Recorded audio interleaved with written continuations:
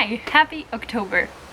October is my birth month, so of course it's my favorite of the year, but I think a lot of people agree that it's a great month. In honor of Halloween month, I've decided to challenge myself to read 5 horror books that I choose based on their cover. Because that's kind of how I read anyway, like how I choose my books. I'm very visual, so I thought it would be fun to see kind of what content the aesthetic that I am drawn to actually has. Of course it's Halloween month, so the 5 books that I'm going to be choosing are going to be from the horror section at the library. I really love horror as a genre, and most of the first books I read as a kid were children's horror books. I've set up some rules for this. I have my notes here on my pink computer. I'm gonna try to read them all in 2 weeks. I'm gonna aim for books written in English in their original language. Under 1,000 pages just because of the 2-week deadline. I'm gonna try not to read any of the description on the back. And I'm gonna steer away from any titles that I recognize. That is the plan. I'm guessing it's gonna be a little bit of a reading vlog where I talk a bit about the books as I'm progressing in the reading. I don't watch a lot of booktube and I don't want to be a booktuber, but I'm interested in culture and experiences wherein reading is a big part of that. So I'm gonna grab my mask and get on public transportation and go down to the big local library and pick out my 5 titles.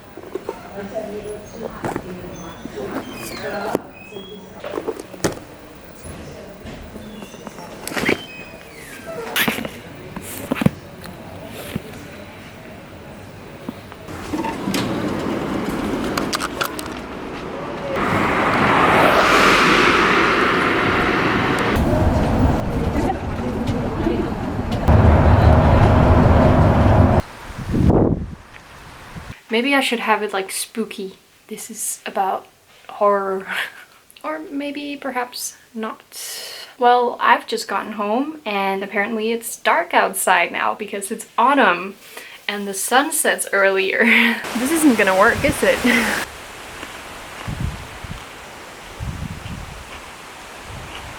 So we've moved inside now. There were a few sticks in my wheel in the whole plan about going to the horror section of the library because I live in Denmark, so the section of English books wasn't that big and it was sorted alphabetically instead of by genre. So this proved quite a bit of a hindrance. At first I tried to search up their database with English books that were horror. They didn't have any picture of the cover, so that obviously didn't work for this specific reading challenge. So I ended up doing a manual system where I would try to be a bit systematic and just go through a whole shelf and pull out every title and see if I liked the cover. If I liked the cover, I would try to either gauge from skimming the text if it was a horror or a thriller, and then if I couldn't gauge it by the text, which you often really can't because there are only recommendations on the back and they all kind of say the same thing, then I would Google the title and see what category it would be put in. And that ended up working pretty well. Either way, because of those hindrances, some of these are thriller books and not horror books, but I feel like thriller books can be just as scary as horror books. It was really fun to just go through all the titles. I found so many books that I really wanted to read based on the cover alone. So I'm definitely aiming for another one of these videos without the horror theme. I did pick up 2 books that weren't relevant to this specific video that I just wanted to read. First one is All My Mother's Lovers This is one that I've wanted to read for a while. The waiting list has been so long on my audiobook app that I haven't. The second one is Temporary. That's the title. I picked it up because of the cover, and then I skimmed the text to see if it was a horror, even though the visual cues of this told me that it wasn't, but perhaps. And in fact, it's not a horror, but it seemed really, really interesting based on both the cover and the text on the back. So I'm really excited to read these two separately from this video.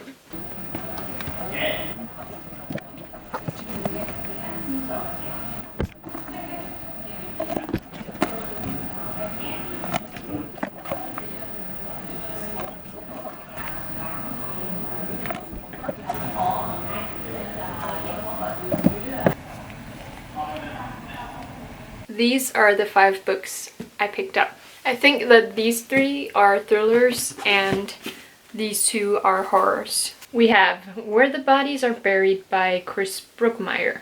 I really liked the graphic, alarming colors of black, yellow, and red. I love that it has brush stroke texture. It just makes it feel more tactile. Next one is Platform 7 by Louise Doughty. Correct me if I'm wrong in that pronunciation, I have no clue. I really like the changing light of this title. I like the font, and I was very drawn in by this.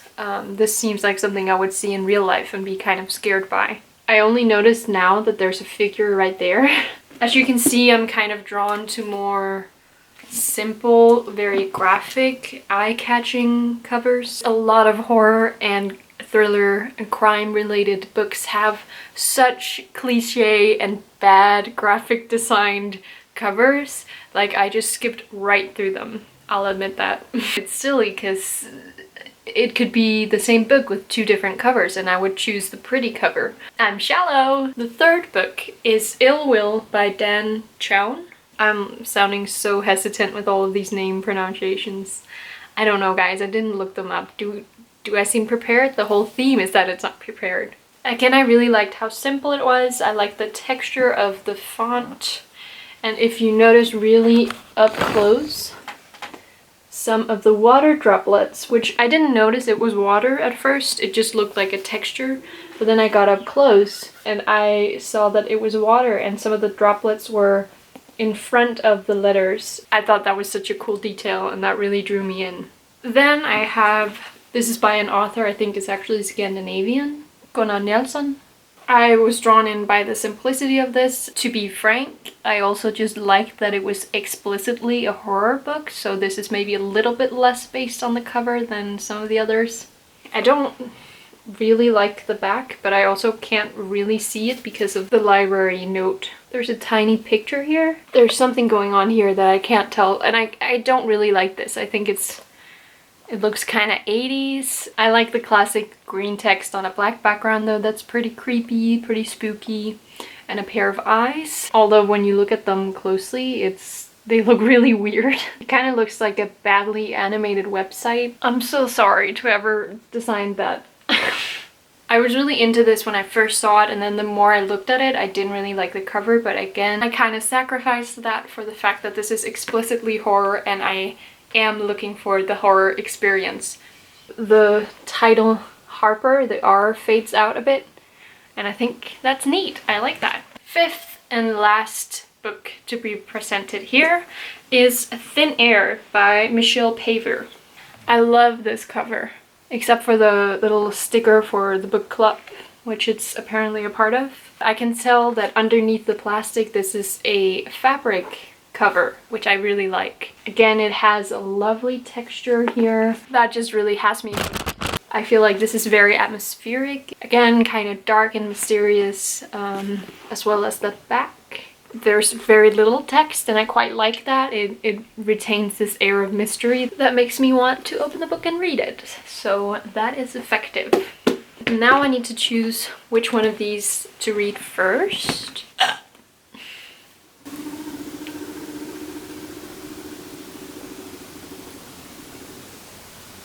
I'm really hoping I can get through all of these. I listen to a lot of audiobooks because I can go for a walk while I'm reading or I can knit while I'm reading. I think I'll do the same as when I eat. So I'll save the best for last. I feel like these are going to be the most forgettable thriller, crime, whodunit, you know? They kind of follow the same plot lines. There's no actual description of this, I didn't read this, but it just says, a strident blast of the trumpet to wake up crime fiction readers everywhere, which doesn't mean anything to me. And then in the front it has tense, moving, and gloriously twisted, which again doesn't mean anything. These two are the ones that I want to get through first. This one, Platform 7. On the back it says, 2 deaths on Platform 7, 2 fatalities in 18 months. Surely they're connected? Question mark. And then it says, Louise Doughty leads her unnerved readers into dark territory. As gripping and brilliant as anything I've read this year. On one hand, it's a riveting thriller near impossible to put down, but when I finished it, I was in tears. And there really aren't that many authors with the power to do that. Utterly mesmerizing with the pace of a thriller and a sense of profound mystery in the most ordinary of settings. I was hooked from its start to its nerve-wracking, surprising finish. So, I'll start with this one, then that one. I think the next in line is gonna be this one. On the back it says, in the Southern California city of Harper, established by the sea in the early 1900s, something is very, very wrong. Between 1950 and 1980, children were stalked, taunted, and even killed by things that simply should not exist. Government agencies came in to clean up the mess, but never offered any explanation as to why these terrible events were happening. A former resident who grew up in the flourishing city during the 1960s and 70s finally breaks the silence of current and past residents, held hostage by their fears. The deeply disturbing accounts will have you hoping to God that none of them are true. Deeply disturbing, comma, terrifying. And then on the front it says, you'll hope to God it's not real. Which at first I read as, you'll hope God is not real.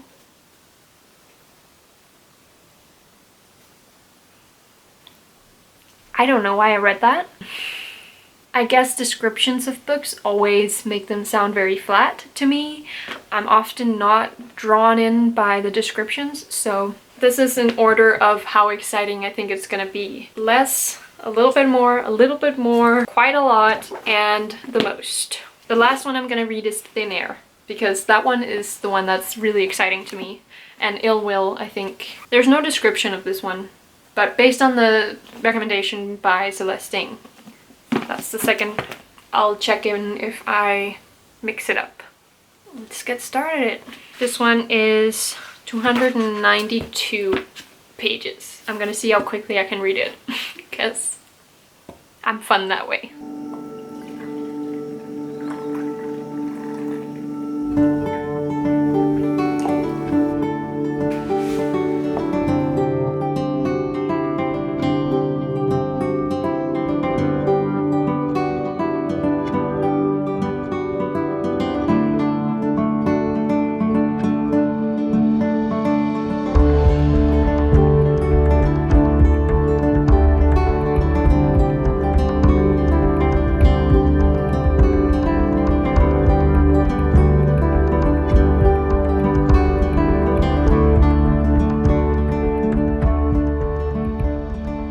Just finished this one.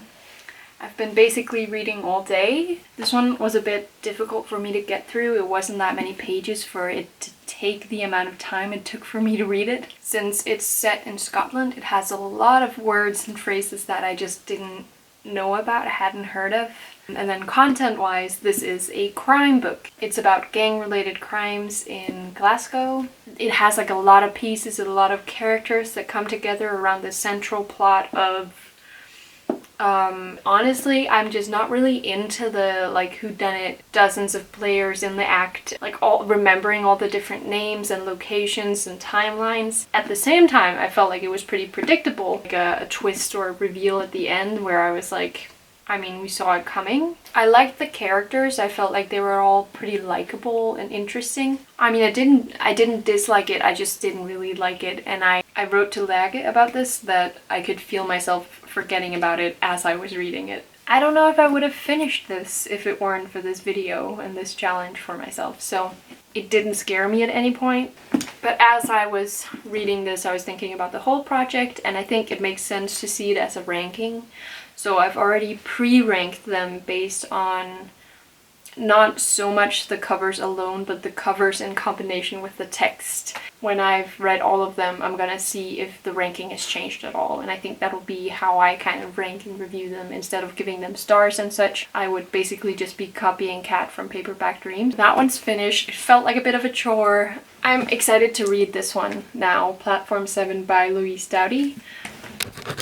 Today's weather is really windy, kind of gloomy, a little spooky, so it's perfect for sitting down and reading a good book. I've only gotten 38 pages in, but I feel like I'm reading through it a lot quicker. I'm pretty sure the text itself is just larger from the point of view of a ghost, and then we're trying to solve what happened to the person before they died. My mom made a fire, I made a cup of tea. It's windy, but it's not too cold. It's a perfect day.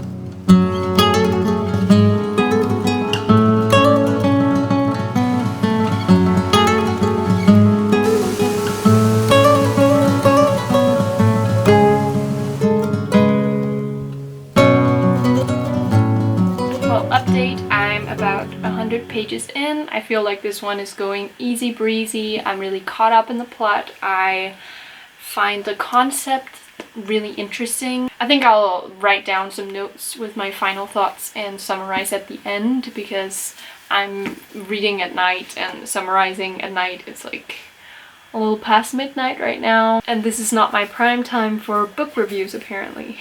Alright, I'm gonna go to bed. I'm a little over halfway through and I'm really enjoying it in the sense that it's awful. It's taken a bit of a turn and now is going through the stages of an abusive, awful relationship where I, as the reader, feel gaslit, since the point of view is from the person who's being gaslit in this relationship. And I just really want to scream at this man. Oh. So this one's definitely got my attention a lot more. I feel enraged, I feel sucked in, it's easy to read. Just finished this. It was a really pleasant read, if that makes sense, even if it was infuriating. I was really pleasantly surprised by the route that the narrative went with, and I think it's gonna rank higher than I thought it would, because right now it's on the second to last. And it very much had like a light-hearted, open ending and message. So in that sense, it's not so much a dark book, I would say. It's actually, to me, when I finished reading this, I felt kind of uplifted in a sense. This was a good one. Up next is Harper by Njalsson. Njalsson? I don't know how on God's earth anyone who isn't from Scandinavia is supposed to pronounce that name, but it's published in the Republic of Estonia. Maybe I should look the author up, because I'm just assuming. It just sounds so Scandinavian.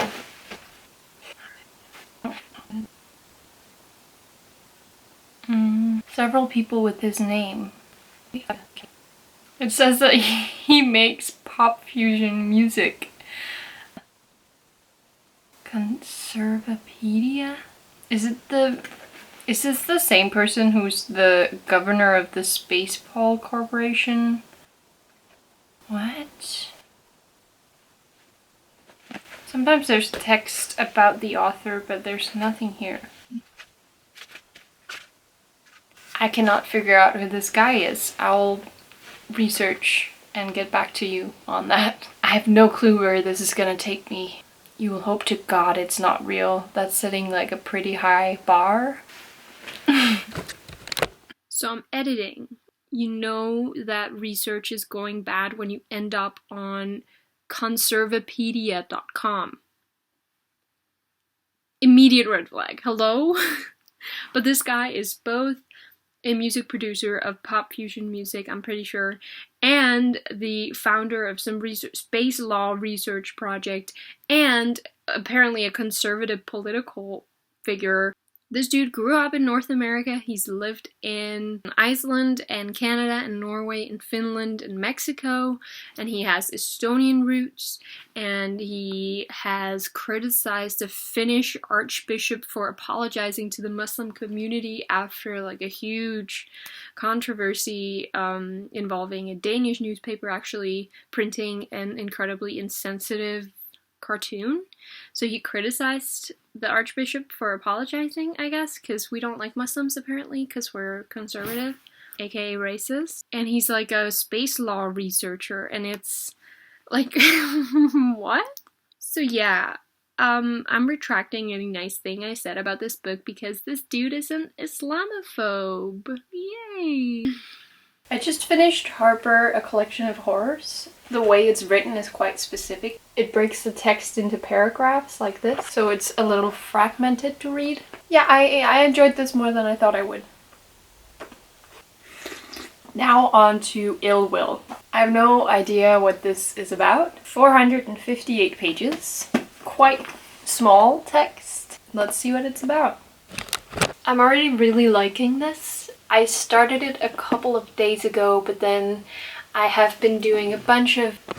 I've got some other projects going on that take up all of my visual attention, so I can't be reading at the same time. When I picked it up again, I had to start over because it's like a collage of 3 different parts of the story that are cut together, which is really interesting, but you have to really pay attention. It's engaging and I like the characters already.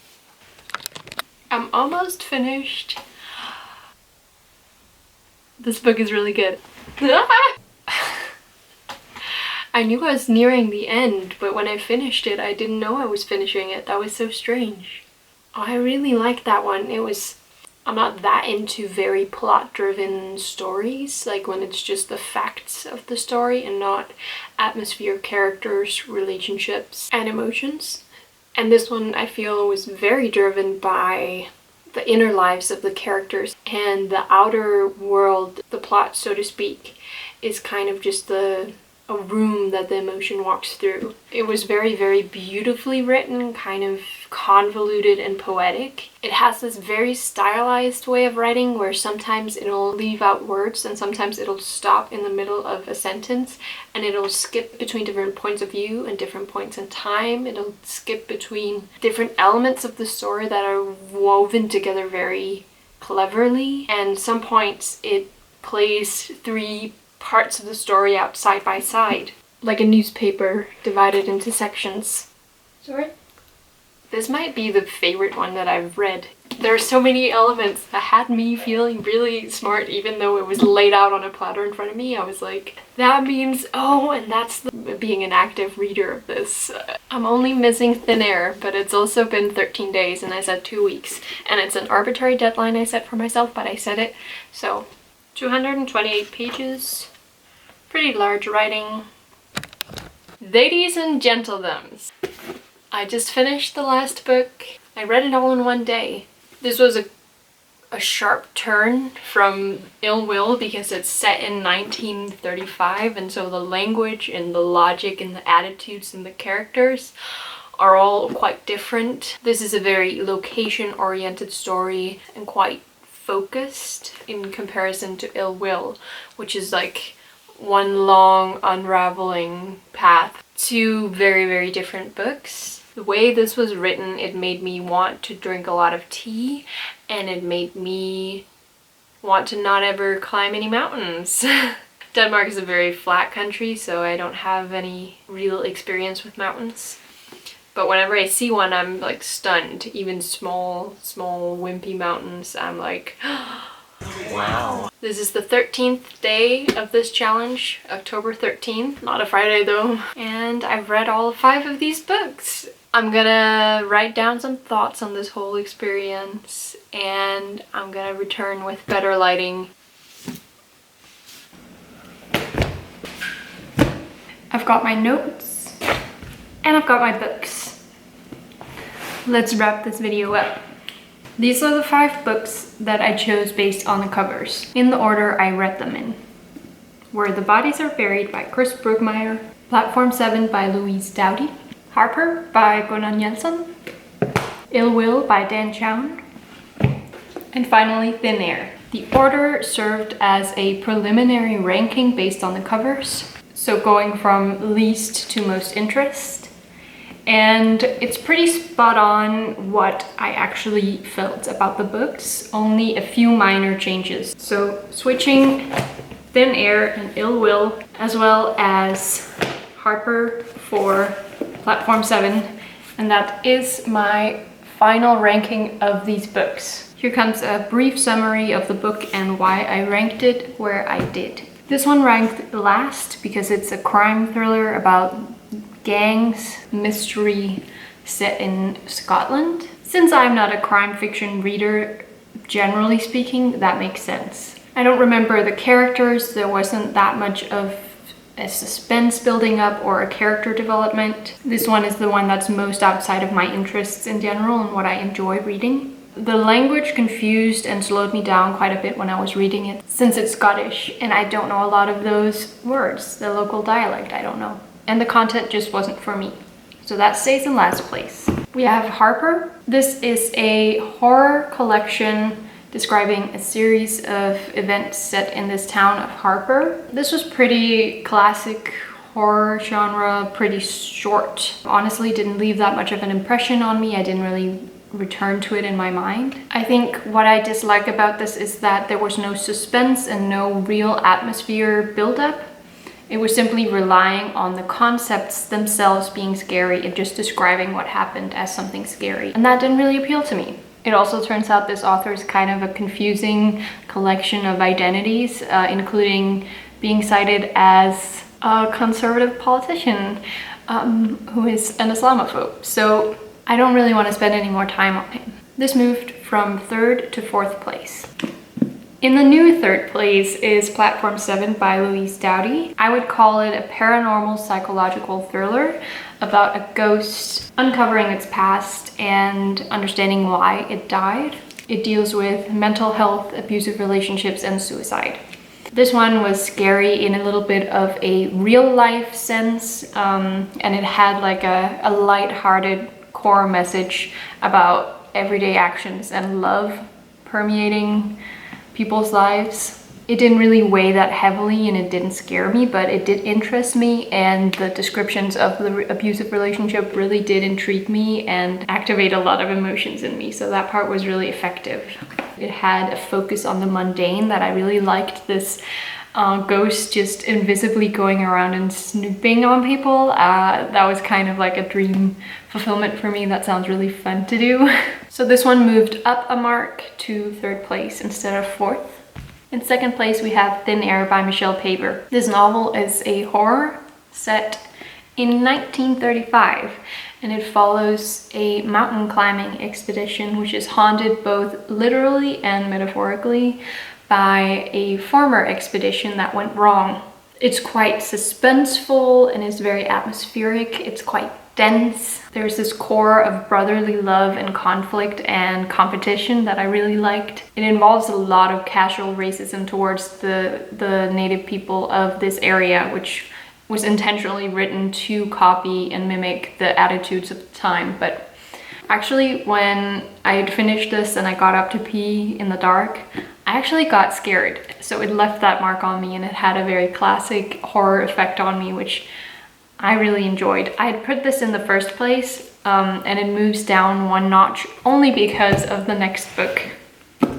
The top dog of this video, Ill Will by Dan Chown. This one is a dark thriller about dysfunctional families, about the past and present flowing together, as well as reality and fantasy / illusion kind of blurring together. It's very much about not being able to discern reality, and it misleads and confuses the audience very purposefully to mimic this state of flashing between now and then and different perspectives and derealization.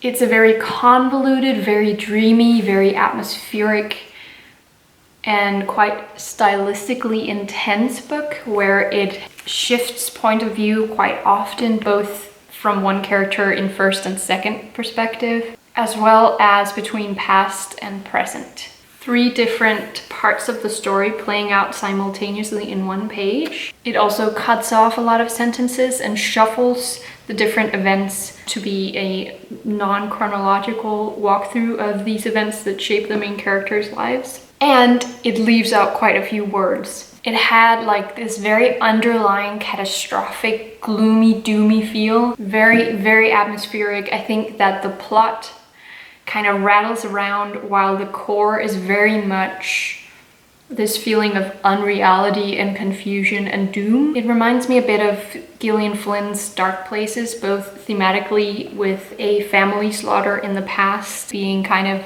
unsolved and unraveled, as well as just this very heavy, dark, tragic, and doomed sense looming over all of it. This was poetic, it was engaging, it was unnerving, it was deeply sad.